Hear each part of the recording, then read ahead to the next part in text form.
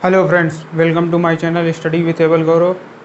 आज का जो लेक्चर है वो है आरएच ब्लड टाइपिंग।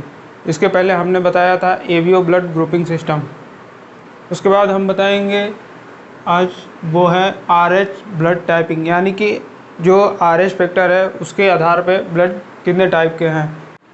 तो इंट्रोडक्शन में हम देखेंगे कि जो human red blood cells are classified as RH positive और RH negative depend upon presence और absence डी एंटीजन और RH एंटीजन। मतलब कि जो ह्यूमन रेड ब्लड सेल्स है उसको हम क्लासिफाई करते हैं RH पॉजिटिव और RH नेगेटिव में, बट किस आधार पे? RH एंटीजन या डी एंटीजन के आधार पे के प्रेजेंस है या अब्सेंस है, उसके आधार पे हम क्लासिफाई करते हैं RH पॉजिटिव और RH नेगेटिव को। यानी कि जैसे मान लो कि ये जो है क्या है, ह्यूमन RBC है, ठीक। अगर इसमें हम RH एंटीजन है प्रेजेंट है तो ये क्या होगा, ये तो हम अभी बताएंगे कि अगर प्रेजेंट होगा तो क्या होगा, एब्सेंट होगा तो क्या होगा। लेकिन हम किसके आधार पर इसको क्लासिफाई करते हैं? RH एंटीजन के आधार पर। मान लो एक और RBC है यहाँ, इसमें RH क्या है, एंटीजन एब्सेंट है। RH एंटीजन क्या है, एब्सेंट है। ये तुम्हारी RBC, ठीक। इस RBC में RH एंटीजन एब्सेंट है, इसमें क्या RH एंटीजन प्रेजेंट है। तो हम किस आधार पे इसको क्लासिफाई कर रहे हैं? RH एंटीजन के आधार पे। और इसी आधार पे किस में क्लासिफाई होगा? RH पॉजिटिव और RH निगेटिव, ठीक है। अब हम बात करेंगे इसके प्रिंसिपल की कि यह किस प्रिंसिपल पे काम करता है। तो इसके प्रिंसिपल की अगर हम बात करें तो जो RH टाइपिंग है वो बेस्ड होता है एग्लूटिनेशन और क्लम्पिंग के आधार पे। यानी कि RH typing is based on the principle of agglutination और क्लम्पिंग। यानी कि जो RH टाइपिंग है उसका जो सिद्धांत वो आधारित है किस पे? क्लम्पिंग या एग्लूटिनेशन पे। यानी कि मान लो कि एक क्लम्पिंग का मतलब होता है कि फट जाना, यानी कि एक तरह से बोल सकते हो कि थक्का बनना। जैसे मान लो कि ये जो RBC है ये क्या हो गया, अगर मान लो इसमें क्या RH टाइपिंग कैसे देंगे, अगर इसमें क्या हो गया, एग्लूटिनेशन हो गया, इसे मान लो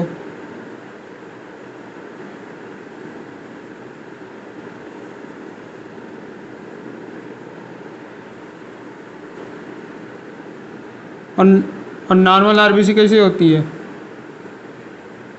इसमें क्या होता है, पूरा पूरा भरा होता है, ठीक है।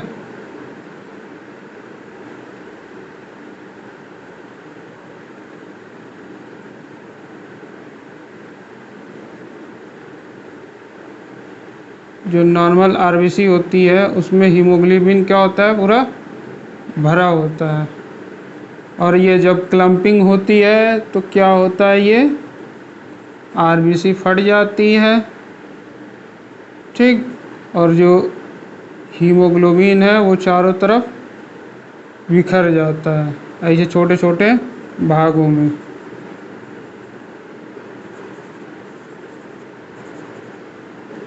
ठीक।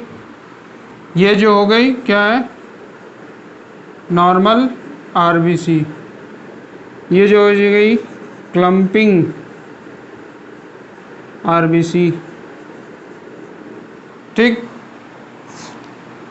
और एक चीज़, अगर जो है क्लम्पिंग प्रेजेंट है, ठीक है। मान लो कि जो क्लम्पिंग क्या है,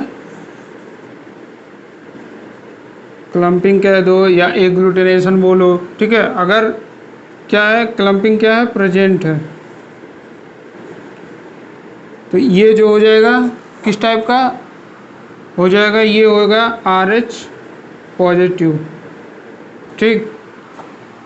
अगर क्लम्पिंग क्या है,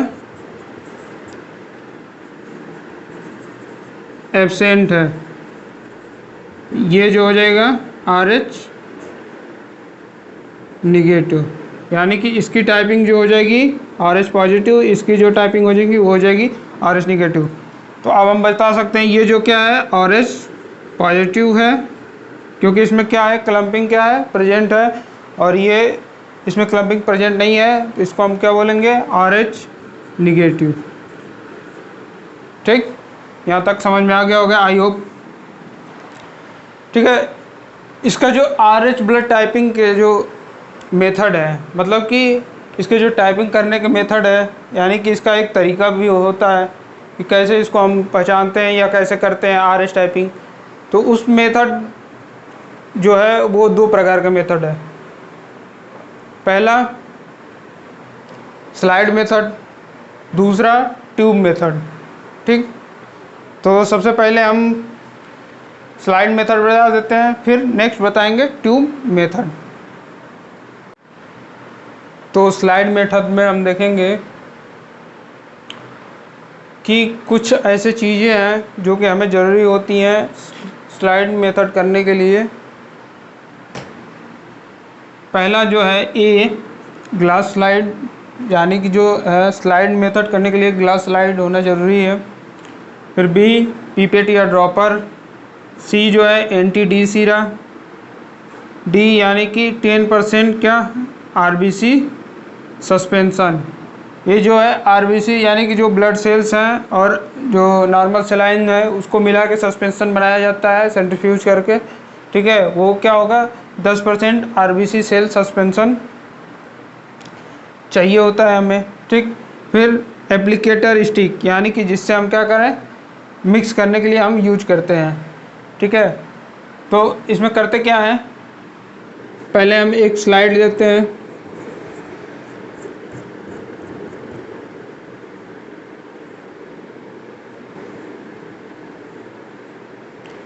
ठीक, स्लाइड लेने के बाद इस पर हम NTD सीरा, जो NTD सीरा है वो 1 ड्रॉप ऐड करते हैं बाय द पिपेट।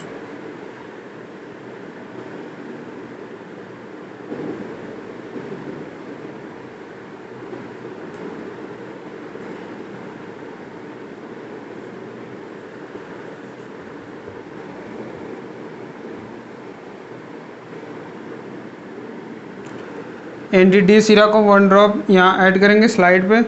फिर हम ऐड करेंगे 10% RBC सस्पेंशन। ये कितना, ये भी ऐड करेंगे हम कितना 1 ड्रॉप, जो पिपेट की सहायता से 1 ड्रॉप इसमें ऐड करेंगे RBC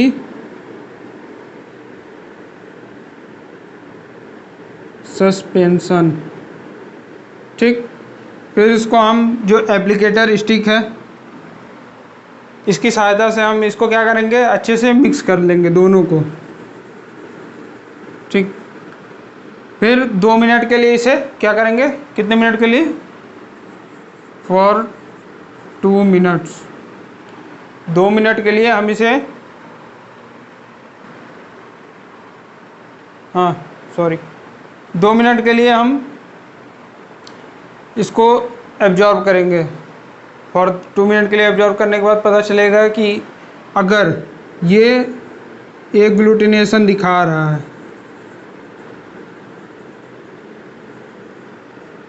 तो ये हो जाएगा आपका RH पॉजिटिव।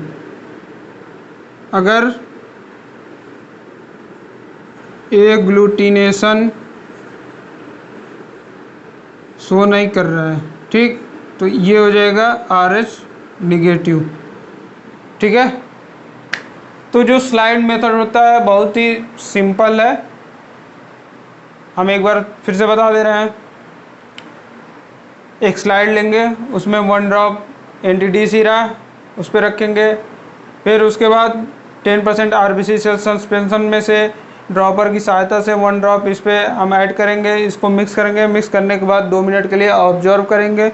आफ्टर ऑब्जर्वेशन हम देखेंगे कि अगर एक ग्लूटिनेशन प्रेजेंट हो है तो RH पॉजिटिव हो जाएगा, अगर एक ग्लूटिनेशन प्रेजेंट नहीं है तो वो क्या हो जाएगा RH निगेटिव। ठीक, अगर हम इसको ऐसे ही लिखें नॉर्मल कि 1 ड्रॉप NTD सीरा प्लस 1 ड्रॉप RBC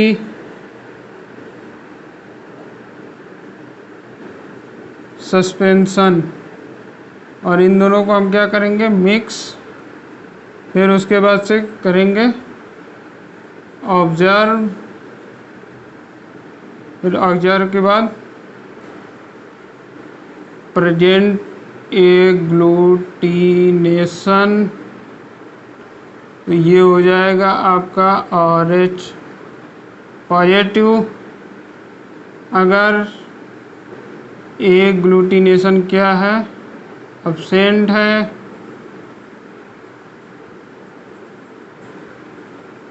ये हो जाएगा आपका RH निगेटिव। ठीक है। अब हम इसके बाद आगे जो मेथड है वो है ट्यूब मेथड। ठीक है, इसके बाद हम बात करेंगे ट्यूब मेथड की। हाँ, तो जो टेस्ट ट्यूब मेथड है इसमें हम देखेंगे कि ये कुछ यूजेबल यानी इंग्रेडिएंट्स बोल सकते हैं या इक्विपमेंट बोल सकते हैं जो कि टेस्ट ट्यूब मेथड में यूज होते हैं। क्या क्या है, पहला है टेस्ट ट्यूब। जाहिर सी बात है, टेस्ट ट्यूब यानी कि ट्यूब मेथड है तो टेस्ट ट्यूब होना ज़रूरी है। फिर सेकेंड ड्रॉपर या पीपेट, थर्ड NTD सीरा, फिर नेक्स्ट है सेंट्रीफ्यूज मशीन, फिर नेक्स्ट है RBC सस्पेंशन यानी कि रेड ब्लड सेल सस्पेंशन। ठीक, ये जो होता है इसमें क्या होता है कि हम इसमें एक ट्यूब लेते हैं। पहले हम एक क्या किए, टेस्ट ट्यूब ले लिए। ठीक, इसमें हम ऐड करेंगे 1 drop of NTD Sira and 1 drop of RBC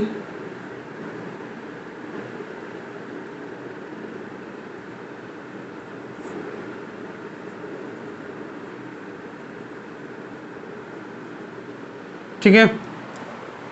पहले ट्यूब हमने लिया, उसमें 1 drop of NTD Sira add किया, फिर उसी में क्या ऐड किया, 1 ड्रॉप ऑफ RBC सस्पेंशन। फिर हम क्या करेंगे, इन दोनों को मिक्स करेंगे। ठीक,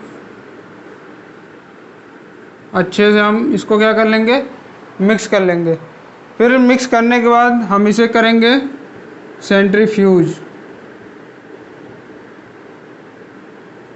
सेंट्रीफ्यूज करेंगे कितने देर के लिए, 60 सेकेंड। ठीक, फिर सेंट्रीफ्यूज करने के बाद 60 सेकेंड हम इसको रखेंगे रूम टेम्परेचर पे।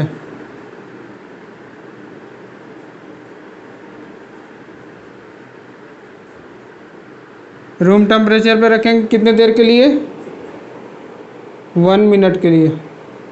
ठीक, आफ्टर 1 मिनट हम क्या करेंगे, एब्जॉर्ब करेंगे।